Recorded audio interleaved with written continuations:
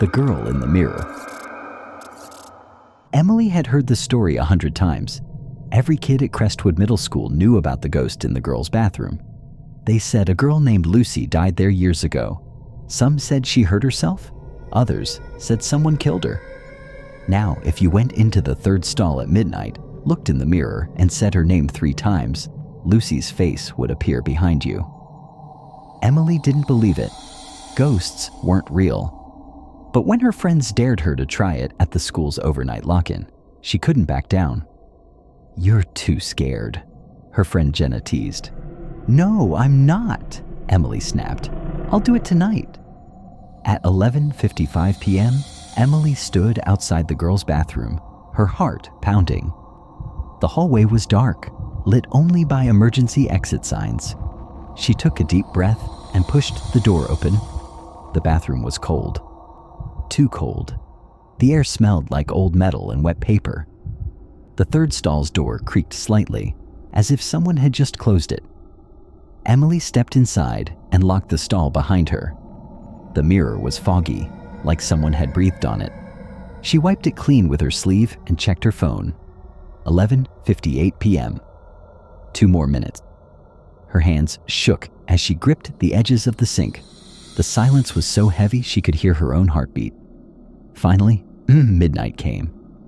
"Lucy," she whispered. Nothing happened. "Lucy," she said again, louder. The lights flickered. Emily swallowed hard. This was just a stupid game. There was no ghost. "Lucy!"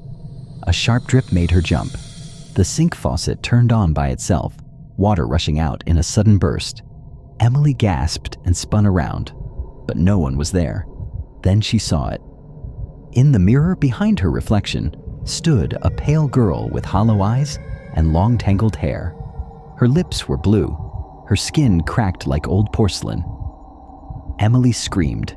She yanked the stall door open and ran, nearly slipping on the wet floor. Behind her, the bathroom door slammed shut. A whisper slithered through the air, so quiet she almost missed it. "Don't forget me." She didn't stop running until she reached the gym where her friends were waiting. "Well?" Jenna asked. "Did you see her?" Emily's breath came in ragged gasps. She looked down at her hands. They were wet, like she'd dipped them in the sink. And on her wrist, in faint, smudged letters, someone had written, "Lucy." The Shadow Student. It was picture day at Oakwood Middle School, and everyone was excited. The students lined up in neat rows on the bleachers, smiling as the photographer adjusted his camera. "Say cheese," the photographer called. Click. The flash went off, and the students relaxed, laughing and talking as they headed back to class. No one noticed anything strange. Not yet. A week later, the photos were delivered to the school. When Mrs. Jenkins handed them out, Jake from the 7th grade frowned at his class picture. Who's that?" he asked, pointing to the back row. His friend Mia leaned over. "Who's who?" "That kid right there," Jake said.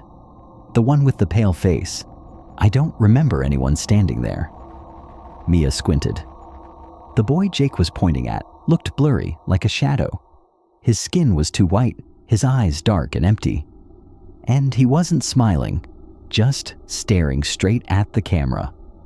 "That's creepy," Mia whispered. "I don't know him." They asked around, but no one recognized the boy, not even the teacher. That night, Jake couldn't sleep. He kept thinking about the photo. Just as he closed his eyes, his phone buzzed. A message from Mia. "Jake, look outside." His heart pounded as he crept to his window. The streetlight flickered, and under it stood the boy from the photo. Pale, blurry, staring right at Jake's house.